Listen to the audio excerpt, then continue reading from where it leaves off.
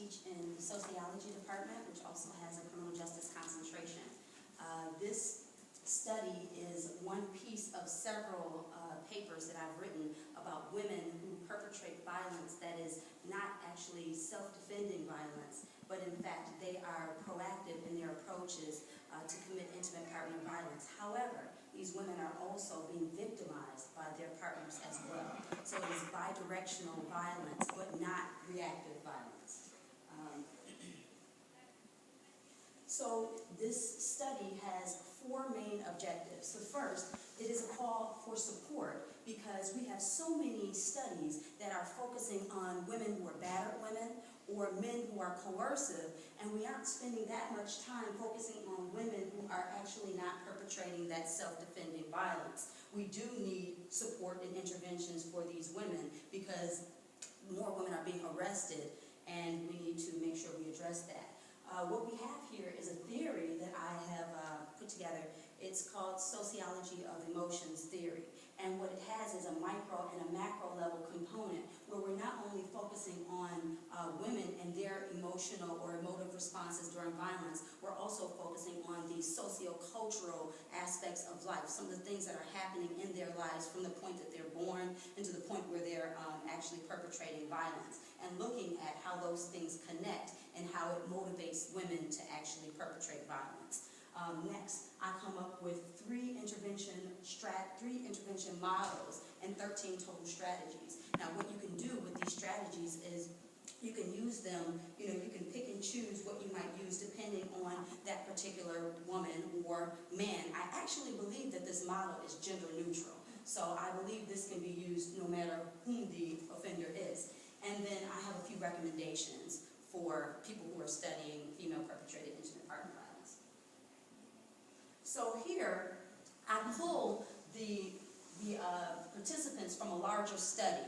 I did a research study on women, female perpetrators of intimate partner violence. Some were perpetrating self-defending violence, some more conflict-oriented, some mutual violence, and some extremely coercive violence. I mean, to the point where they are hitting their partners with a frying pan for not helping out with homework. So there were lots of different women. If you look here, it's really interesting that I used Johnson's model. Michael Johnson comes up with a model of types, intimate partner violence types. Johnson says that intimate partner violence types explain motivations and also, how somebody is perpetrating violence. But when I conducted studies on women and why they hit, the models didn't actually explain why the women hit. It only explained how they hit. And so when you look at this sociology of emotions theory, then you begin to understand that it is the sociocultural factors, those macro level factors, combined with what is happening when they're actually deciding to hit. When you put those two together, then you actually find out what is going on and why. And this may be the case for men as well. Some men who they say are experiencing, some form of coercion where they want to take out this violence on women. They're saying that this is a patriarchal society where men are hitting because they want to control women. But it may very well be the case that they went through something during their childhood. It may not be patriarchy. It may be, their mother and how their mother treated them. It could be, it could be an impact of something else, So this model really takes a look at the broader context and some of the things that are going on, but also looking at Johnson's model and explaining what they're actually doing. So here we'll see a couple examples here. Let's look at Sarity. Sarity was only slapped, but in return she hit her partner with objects, glass objects, vehicles. So she really did act out intimate partner violence, more extreme than her partner. So here is the sociology of emotions model. What we have here are this idea that you have these expectations, ideologies, and different norms that exist right during the moment, right in the moment. But then outside of that, we have an emotional stimulus. I'll give you an example. We have one, Sarity, I'll talk about Sarity again. Sarity is from Liberia. And the culture that she grows up with, she grows up around women and men who are extremely hostile and violent toward each other. And so she's taught that this is my first response. If somebody does something to me and I don't like it, I hit them. I don't negotiate, I don't talk to them, I don't figure out what we need to do next. I slap them first, and then we figure out what we need to do next. Now, some of the other participants, they didn't have the same emotional stimulus that relates to crime and violence and how you handle situations. So when you're thinking about something like that, you have to look at you go back and you look at the emotive responses. You look at her hostility, you look at, frustration, you look at jealousy, and then you think about how these things can impact their lives as a whole. So not just looking at resolving intimate partner violence, or these incidents where we have intimate partner violence, but looking at their lives as a whole and seeing how we can help them so they can deal with all situations a little bit better. So we look at that response and we address that as opposed to just looking at that micro-level experience. So, Sarah, you and your boyfriend, you're going through this, let's explain and describe that. No, we look at the emotive response and what is actually triggering this particular behavior to help them move forward in lots of different avenues of their lives. So, that's the theory. And it actually works. So, in this particular study, we're looking at 22 different emotive responses, okay? And we looked at, interviews and coded all of these emotions, and we wanted to find out what were the patterns of IPV, what is the history of abuse, what's the relationship between domestic violence and your, psychological or mental health. We wanted to take a look at advocacy and support.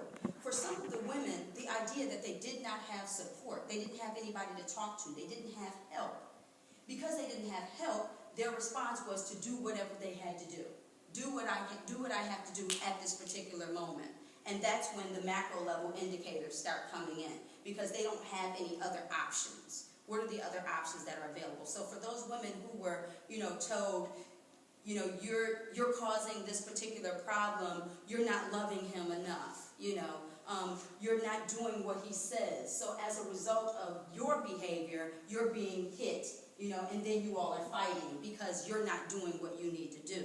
And so if they have somebody to talk to who's not giving them that pushback, who's helping them to think critically through, then we may see some changes. But for some of these women, they would go into the battered women's shelter and they would say, I have to work. I need to go work.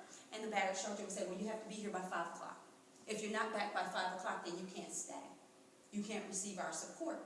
And so these women will say, well, you just want me to go back to this abusive home. You want me to go right back where I was before. I have no other choice. I need to come in at 9 o'clock and there aren't any options. So then they go back.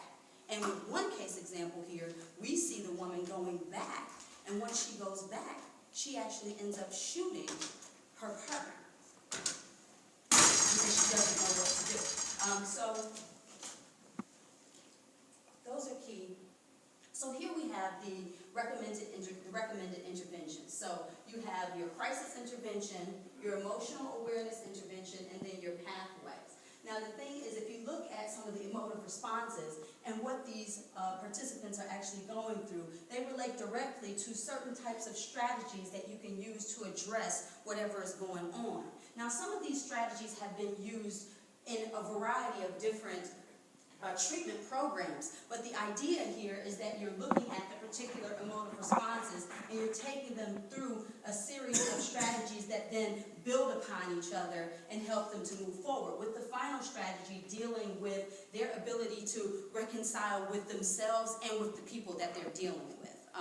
Lots of the women who we've worked with in West Virginia, they find that they become angry with themselves for having themselves or their children be involved in this particular intimate partner violence. They feel like they don't have, anywhere to go, they don't know what to do, and so now because of their choices, other people are being impacted by their relationship. So we talk about here, how we deal with confusion, how you deal with guilt, how you deal with either alienating yourself or having other people alienate you.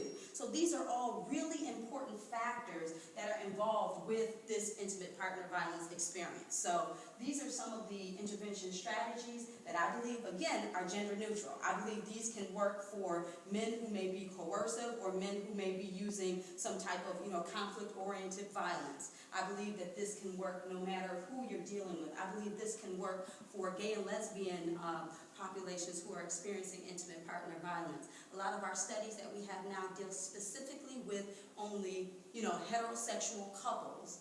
and we're not taking into consideration how these macro level factors like sexuality will impact whether they commit violence or not. So this is why sociology of emotions is so very important to apply today, right now, because there's so many other macro level factors that impact how people feel and how they actually exercise their aggression. So I'll just take a look very quickly at the three different intervention strategies. You have crisis intervention. The idea here is what types of violent behavior are you acting out?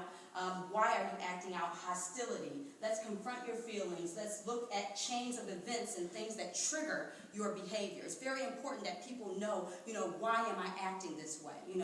What has happened in my life, and are there any patterns that exist that explain and describe why I'm doing whatever it is that I'm doing. If you understand the patterns, then you may be able to say, oh, wait a minute, maybe I shouldn't go through this door, But some people are just living for today, because that's the best that they can do. Now, some of us in here, we may be living for the future or for tomorrow. We may have a goal-setting plan. We may know exactly what it is that we want to do. But someone who is experiencing intimate partner violence may be just living for what I do in the next 5 minutes. So when that is the case, sometimes they don't have an opportunity to reflect and to look at how some of these patterns emerge and what happens when they do that. So some of the strategies include cognitive behavioral therapy. Role plays are very important. Physical relaxation. How do we get rid of anxiety? How do we slow things down? How do we breathe? How do we take a moment and just... Now, some people do yoga, right? And the thing about it is when you have counseling, some people, if you go to counseling, you're crazy. Only crazy people go to counseling. So to alleviate some of that, you teach people how they can do everyday activity where you can relax yourself and step away from the violent situation and kind of get yourself, to the point where you can think through whatever the experience is. The stress diary is also very interesting. We could probably all take some time and create a stress diary and help ourselves out as well. Emotional awareness. Here, we want to look at emotional pain. So how does this experience make you feel? Now, some people, they may actually be able to take in lots and lots of stress. I know some of us can probably handle 55 things at one time, but then when we get to 56, you're the man on the mountain, Price is Right, you're falling off the mountain, So some people don't really understand how to deal with their pain. There was a woman in the study who said, it wasn't the beating, the hitting, it wasn't the physical violence that bothered me because my father beat me every day. It was the verbal aggression. It was the name calling. It was the name calling that actually made me hit. So this woman would be beaten until she could not recognize her face, but she didn't want to hit back until he called her names. So we really have to look at emotional pain, and we have to understand what triggers the violence and how how do those past experiences impact you and how you respond to violence. Some of the ideas here, looking at role play, again, and assertive skills, How do you make sure that you can say, I don't like this, I don't want this to happen to me, and really look at the past and present and explain what is going on in your particular life. So all of these women experience something different. And so it is very important that we have a set of strategies that are interchangeable so that we can examine what is actually going on. Pathways. Here, we're going to focus on learned behavior. This is more of that focus on that macro level. And this is great for women who are experiencing, substance abuse problems and challenges, lots of other indicators of stress and strain. Here we want to look at the role of guilt. Most importantly, whose fault? You don't like to say whose fault is this, but that's a big question for some of these women who are experiencing intimate partner violence. Is this my fault? Has someone blamed the child in this situation? Is this the baby's fault? Is it because you had 2 children that your relationship has gone out of whack? They really have to look at the role of guilt and how that plays out for everybody involved to make sure that they're addressing that effectively. We go back and we talk about emotional pain as well, but it's process-based. We want to look at emotional pain over time. Not just that intimate partner violence, but let's look at all of these different things that are happening and how they intersect. Because again, you can pull the rubber band and pull the rubber band, and then it'll pop. But we have to know, where you are, and we have to understand that.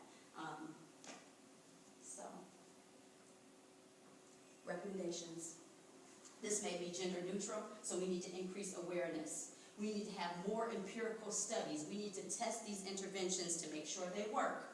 We also need to look more at these macro level indicators. What are some of these historical patterns that are impacting women's violence? They say one of the major indicators for explaining why women hit is a pathway. They've been involved with things over time, so we need to really explore that.